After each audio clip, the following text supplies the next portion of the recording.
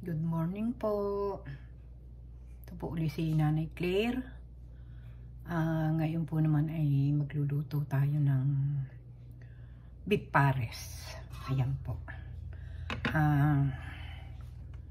Ito po yung ating ayan. Kung napapansin po ninyo, ako po yung nagluto na po ako ng bawang, nagprito na ako ng bawang na pan-toppings. Ito po. Tapos po, ang lock po natin ay, ito po namang beef na ito ay inisdo cooker ko na po kahapon. 6 na oras ko po itong inisdo cooker. Ayan o. Tapos po, ito po yung kanyang sabaw na ating isasabaw. At meron po tayong sibuyas, luya, bawang, sugar, saka po pepper. Tapos lalagyan din po natin ng ito po, oyster sauce. Ayan, oyster sauce. Toyo. Tikuman po yung aking gagamitin. Naubusan na po kami nung dato puti tayo. Naubos na po namin. Kaya ito meron po naman kaming kikuman. Tapos po ay, ako po naubusan din ng star anise. Pwede po naman gamitin. Lalagyan na lang po natin itong sesame oil para po bumangag din. Kaya tapos lalagyan din po natin ng sugar. Ayan po. May sugar na po tayo. Tapos po ang pampalapot natin, ito po nagtunaw na ako ng cornstarch. 2 kutsarita pong maliit. Ayan. Para po medyo lumapot-lapot yung ating beef pares. Ayan. Tapos po ako ayun, nakatan nyo, slow cooker na yon. Yan. Yan po yung beef din na gagawin ko pong bulalo. Akin pong palalambutin din. Pwede po tayong kumuha doon ng sabaw. Gusto po siya po natin, pwede nating higupin yung sabaw. Ayan. Tayo po yung mag-uumpisa ng magluto. Ano po? Ayan o. Ako po yung napakadalang mag-video ng pagluluto. At ako po yung nabibisi sa garden. Ito po. Ito po yung may oil na. Lagay ko na po yung pinagprituhan ng bawang. Sinala ko lang po yung bawang kanina. Kaya ayan, dito na po tayo magluluto sa pinagprituhan ko ng bawang. Ayan po. Ayan. Lagyan na po natin ng bawang. Ito po yung bagong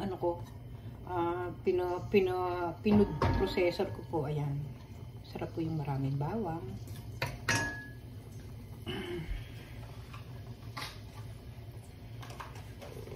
Nag-i-stack po ako sa rep nito. Bawang, sibuyas, saka po luya. Kasi po pag nagigisa po yung apo ko ng bawang mayroon na po ako nakaprepare.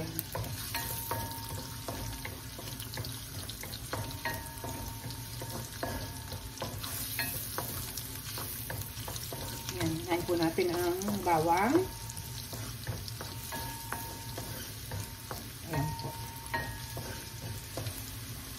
Tagal-tagal na po akong hindi nagluluto ng beef pares kasi po ka-deliver lang po nung pong Sabado, ka-deliver lang nung mga beef saka po pork.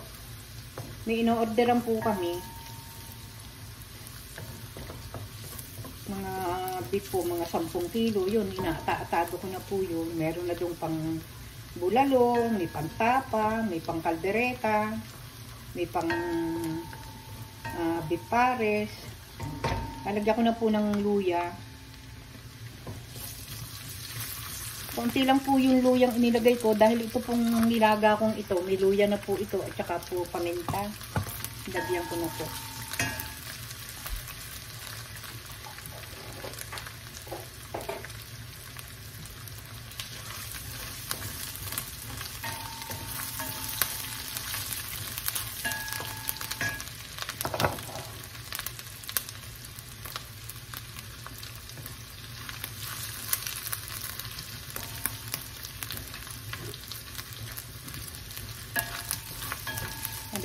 Lalagyan ko na din po ng sibuyas.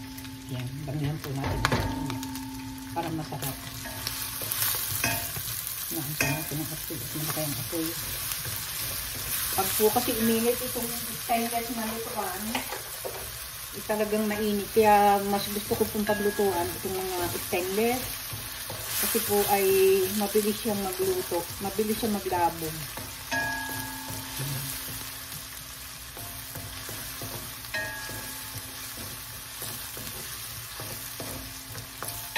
Ginamit ko pong pepper dito, buo. Gagamitin po naman natin ngayon pagigisa ay ito pong durog. Ako po yung nagsasama ng pepper sa gisa. Yan.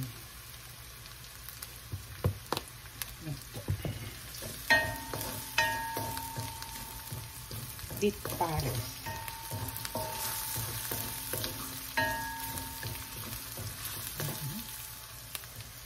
Bango. Bango po ng ginigisa.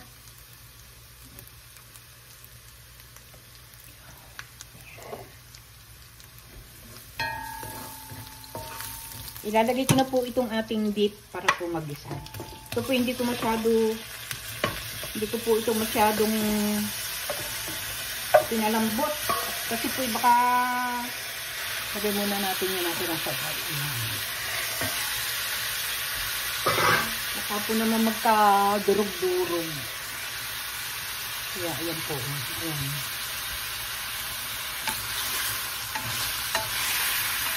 Ginawa ko pong cube-cube.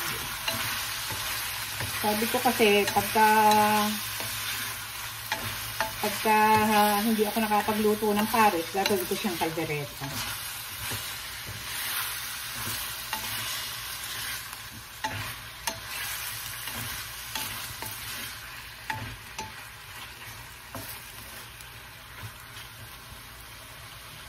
Bango.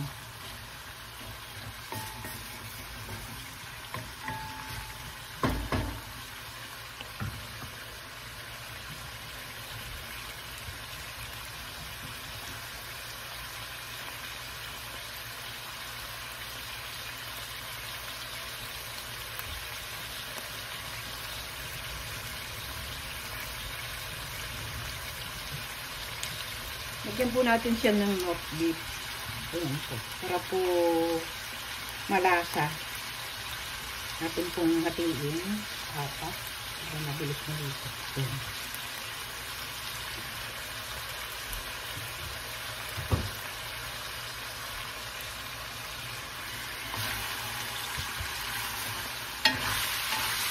Ayan pong ibigis.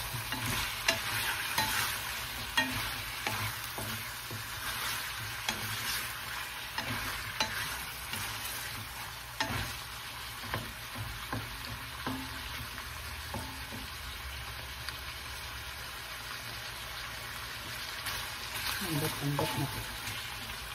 Lagyan na po natin ng toyo. Kung magtoyo, tantiya.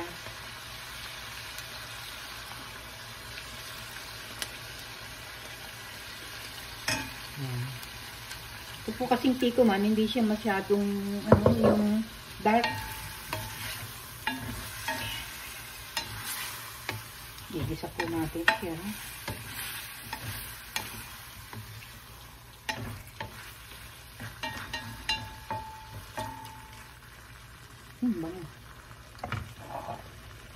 Lagyan na po natin siya ng sesame oil para po lumasa. Kasi ito pong ating malambot na. Ayan, lagyan po natin.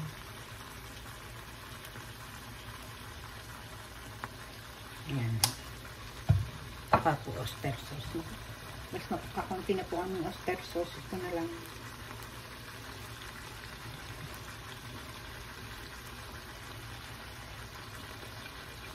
Ako hindi nagtatakal. Ako po'y tantiya na lang. Mahirap po pagka mayroong takal-takal. Tagal. Yan. Pares na po ito. Ay, wala pala kaming kanin. Nagsasangag. Sarap po nito sinangag ang kaulam.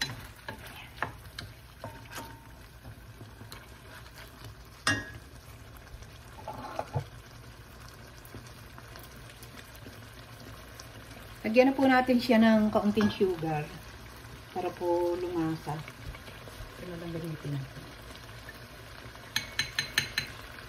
Ito po.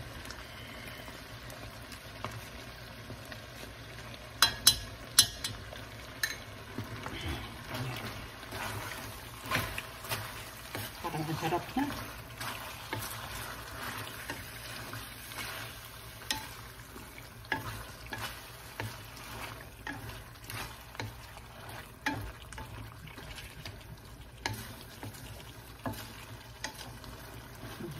Bango. Tingnan nga po natin. Panalo. Sarap. Walang po yung alat.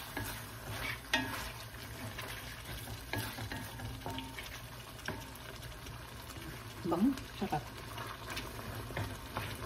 Lalagyan na po natin ng sabaw.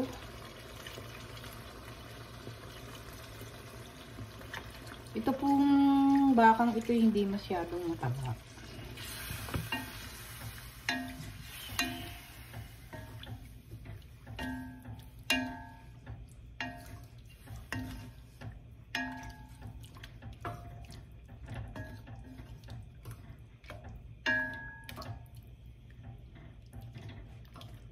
So, doon na po kaya natin yung sabaw.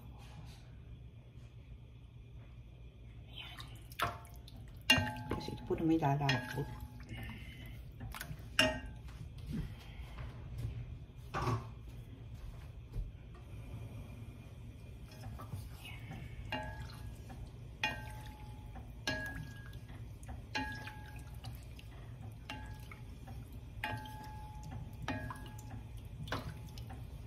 Takpan po natin para po kumulo. Pag kumulo po siya, lalagyan na po natin siya ng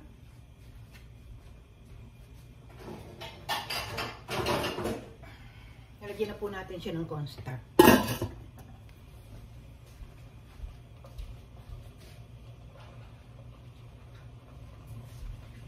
Ito po, nagprito na po ako ng bawang kanina, yung pinaggisahan natin. Pantapping po natin habang ating kinakain.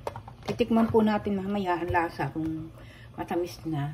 Matamis na bagang lasa na po yung ating Tapos talagyan po natin ng spring onion. Andun po. Puputi po ako doon sa aming tanim.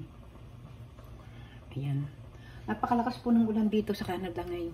Napakalakas po ng ulan. Dalawang araw na pong umuulan ngayon. At nakakatuwa po naman kasi po ay yung pong aming mga halamang perennial ay bago lang po nalabas. Kaganito pa po yung aming mga yung lilies. Bago lang po nagdadahon ng aming mga yung mga perennial lumalabas po. Marami po kaming pananim nandito. Andiyan po. Ito po, pakikita ko po sa inyo. Ayan oh. Ito po yung patubo ng anak ko. Doon sa kanilang group. Ayan. Ayan. Ay hindi po namin pwede pang ilabas dahil napakalamig. Napakalamig pa po. Ayan. Ayan po. Ampalaya, kamatis, may okra, may sili, talong. Ayan. Kaya, ito po pala yung aking Ay, naku, ang papayat. Ang papayat ng aking green onion. Ito nga pong aking, tingnan yung aking pong may bulaklak na po dito sa loob ng bahay. Ang kalabasa ko, ayan, hindi ko po siya mailabas. Kasi nagtry po ako naglabas nung mainit. Nagtry po ako naglabas ng isa, dalawa, bali po tatlo, pati ang palaya. Tinanim ko po sa labas. Sa lamig po, namatay silang lahat. Kaya, hirap na hirap po akong patubuin. Pati itong aming talong, ang hirap patubo, palakihan. Ayan po ang aking mga binhi pa. Ayan, ayan. Yan po itatanim namin.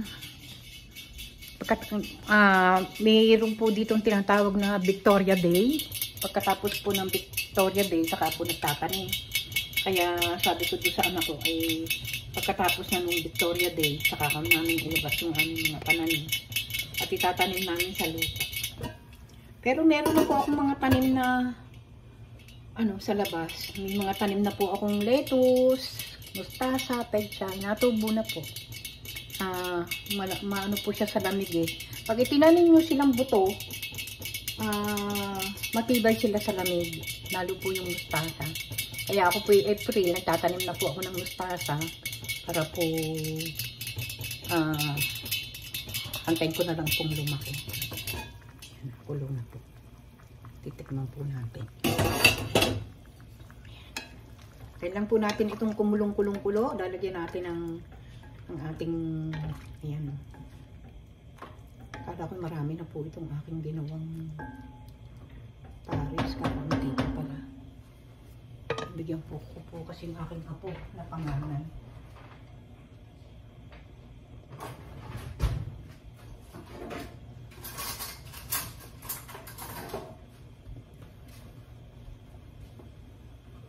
Tikman po natin. Ano po? Ayan.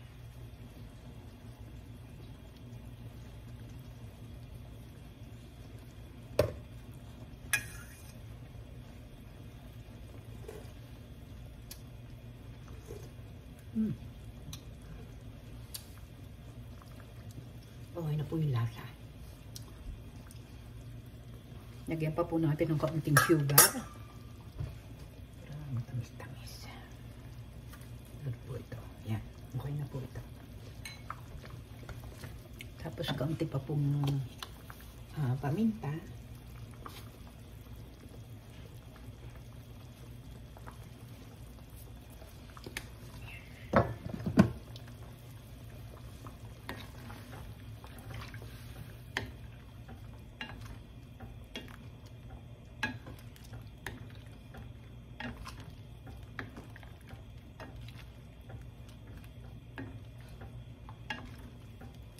Dati po kaunti lang ako naglalagay ng sabaw pag po ako nag-ano nito kasi meron po akong nakaseparate na pinaglabunan, pinaglagahan ng baka. Eh ngayon po dinami-damihan ko na po kasi masarap po siyang laba sa kanin. Tikman natin kung pwede.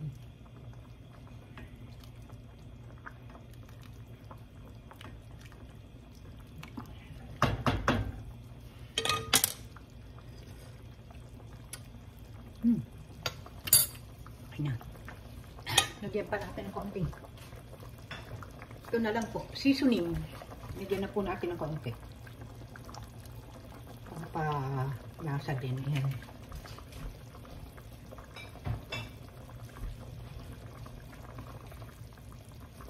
Lalagyan na po natin itong ating cornstarch. Pag po kayo magpapalambot ng baka, kasi hindi ko na po ibinidyo yun. Matagal po yun. Nandun po sa aming slow cooker ay 6 na oras ko pong pinalambot ito. Ayan po.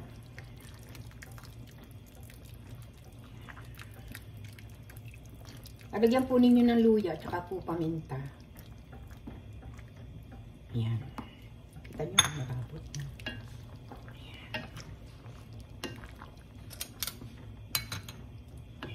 Luto na po ang ating pares. Ayan. Sarap po nito, yung po mga ganitong gatil. Ito pong gusto.